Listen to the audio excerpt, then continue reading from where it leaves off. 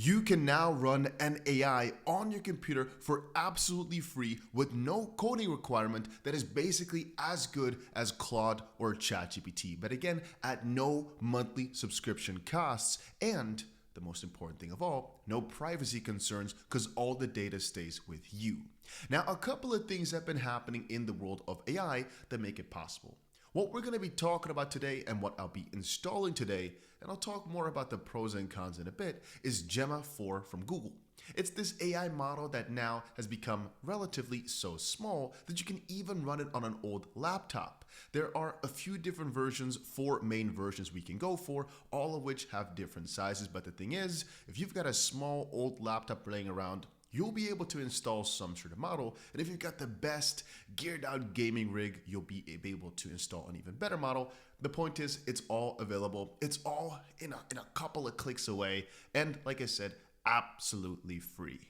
So the model we're talking about today is Gemma 4 from Google. And if you want to test it out for yourself, even though I've already done a couple of explainer videos on it, you can quickly go to the aistudio.google.com. But of course, we got to quickly test the model like I said. So we insert a little trick question. Sarah has 3 brothers, each has 2 sisters, whatever. We just press enter or press run in this case.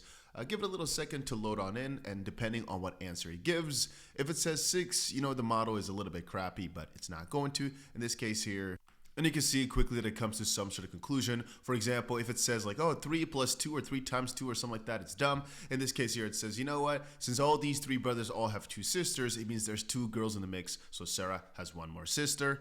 That's the good reasoning. Little fun fact, Claude Opus 4.7 also sometimes does this wrong. How do I know?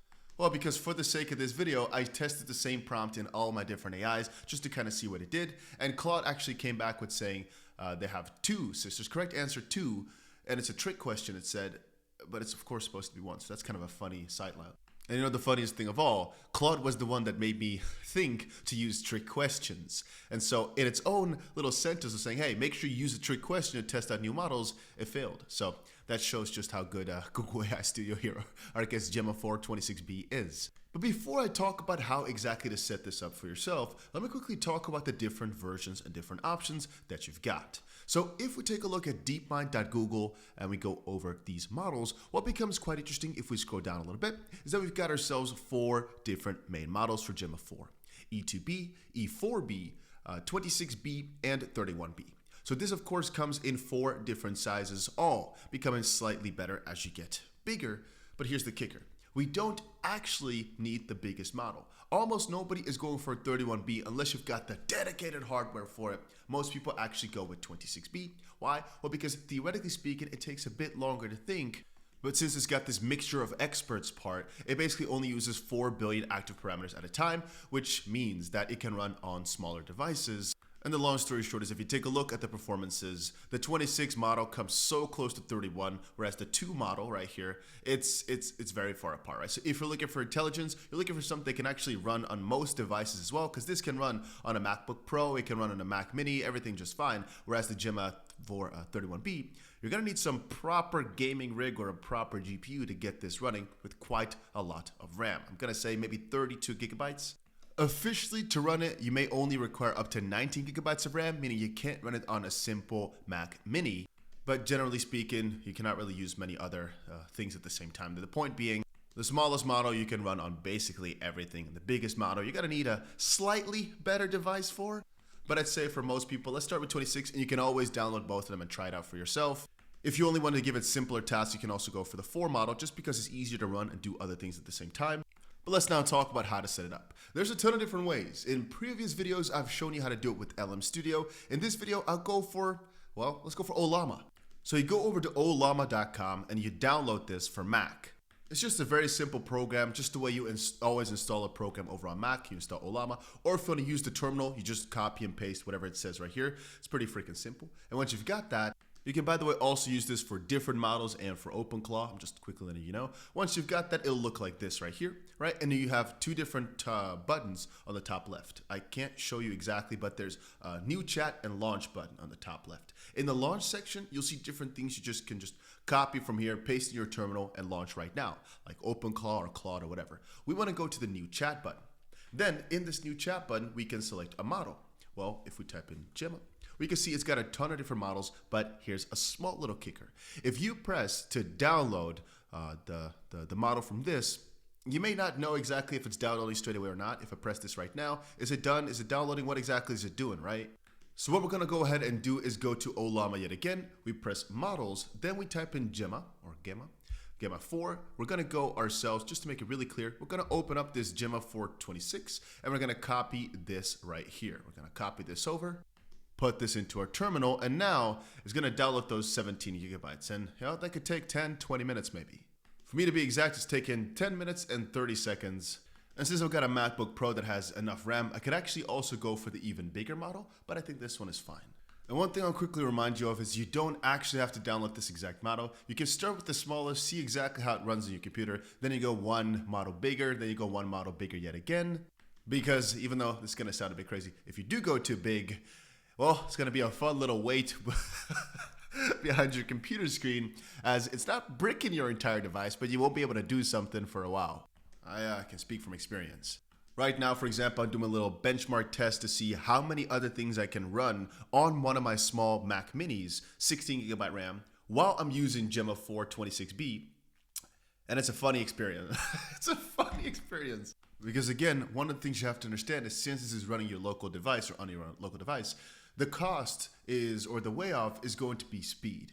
If you're using Anthropic servers or OpenAI servers, the thing is, you're sending a message, they've got some absolutely cracked servers, and you get the response back almost instantly. The cost is the fact that, well, you have to pay per message or pay per month, so to speak, and there's no privacy because you're sending it to their servers. The nice thing is they are computing it, so, well, they have the cost of making sure it's fast, they have the cost of making sure that there's a good interface and good support, etc. Here, of course, it is just you. Just a quick little AI Google search actually showed me, and this is again from Google, so that's kind of funny. I wonder how they prioritize these things, that the smallest models can actually run on 4 to 8 gigabytes of RAM or 6 gigabytes of VRAM. The 26B model, so for some reason they're skipping, I guess, the 4, because I think they just bundle them up, requires 16 to 20 gigabytes of RAM, or 32 gigabytes actually recommended, and 31 actually requires 20 to 32 gigabytes.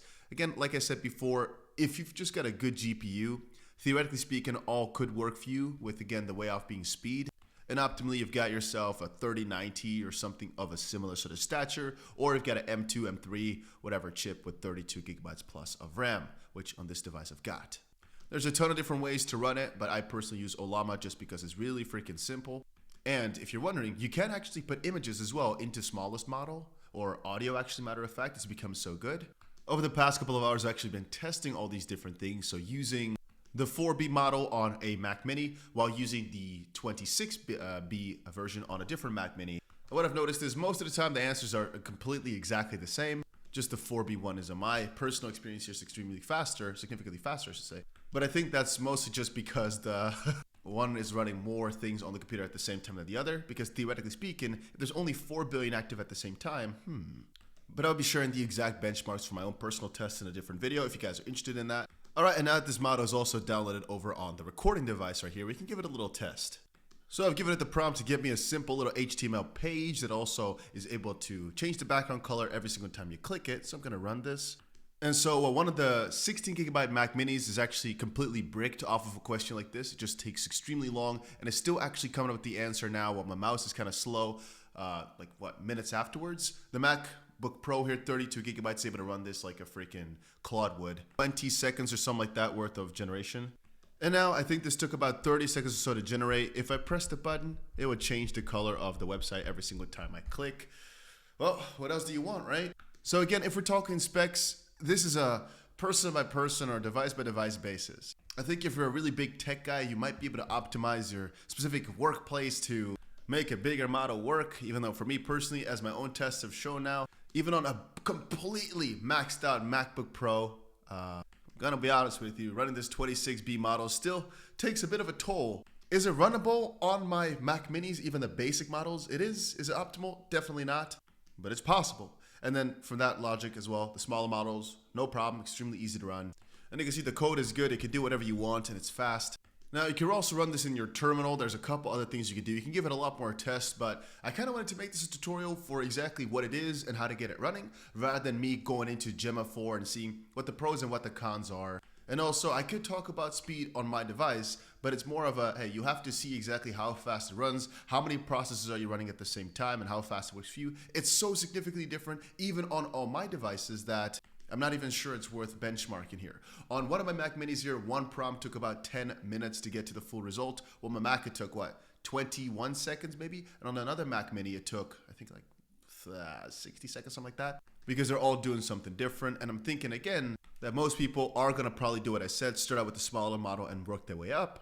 And by that logic, it's only important for yourself to know how good the model is and can it do the tasks that you set out for it. But Ollama has a ton of different models in there as well. Just play around and see, maybe there's another one that fits better to your device, that has the specs that you're looking for. Maybe you're looking for more coding. Maybe you're actually looking for a completely different thing. Look at it for yourself. Here's just a little tutorial from my side for anybody that was asking how to do it. Because I saw a lot of people ask me how to set up Kimi K2.6. Well, the process is pretty much the same for most of these models. It's just a matter of, can your device actually run it?